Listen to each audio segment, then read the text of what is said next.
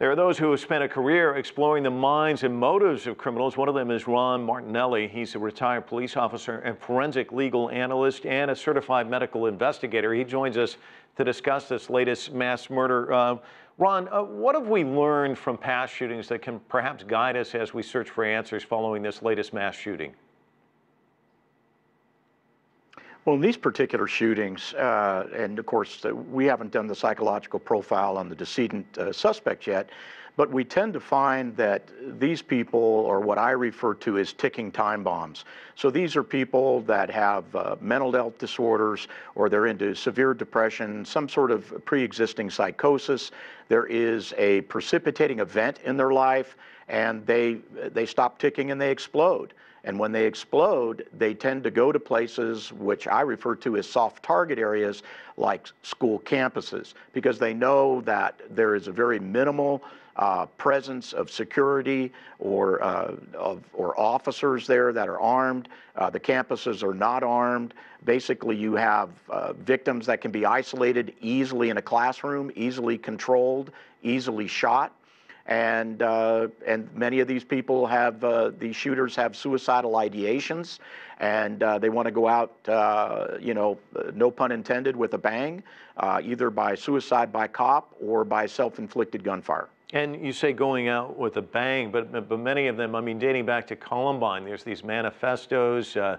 We've seen it with videos online. What do we make of all of that?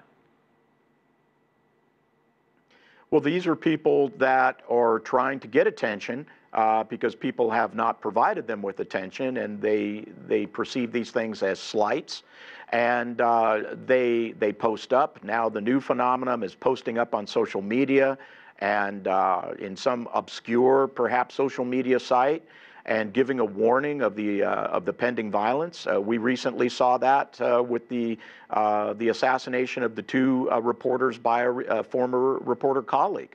So this is a new dynamic.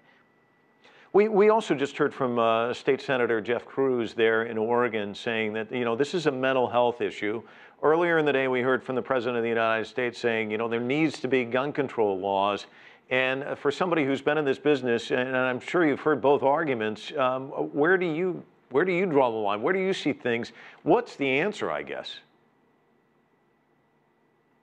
Well, there's no one answer. There is no one panacea. And by the way, if your viewers go to my forensic site at drronmartinelli.com and they look under ticking time bombs, I discuss the entire gun control issue, and I have to agree with the state senator. The president is absolutely incorrect and uninformed or misinformed.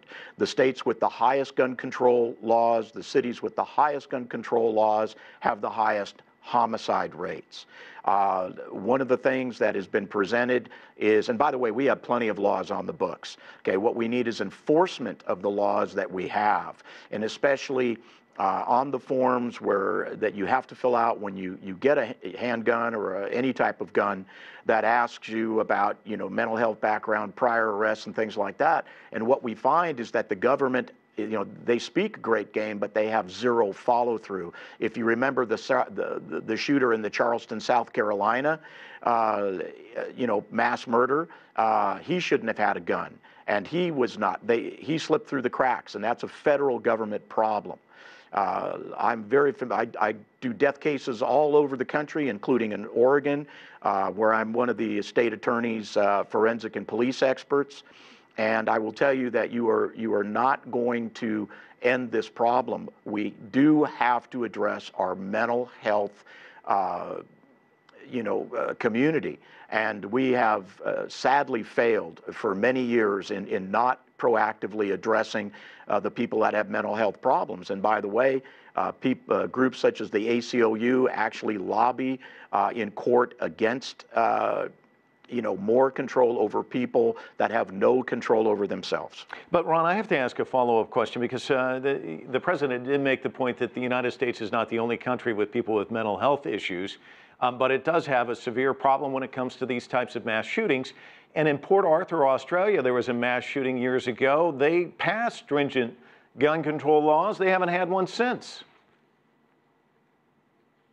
Well, I think you have to compare apples with apples. And if you take a look in Australia, if you take a look at the mass shooter in Norway that killed 76 people, and some of the other countries, and again, that article is found on my drronmartinelli.com site, you can see that these countries have practically no guns. They have such stringent things. So when something happens like that, you have to compare that to a freer nation that has, several incidents a year, to a country that has no guns and has 1 or 2 incidents a year. So I think as a criminologist, I would tell you that, we can't skew those statistics.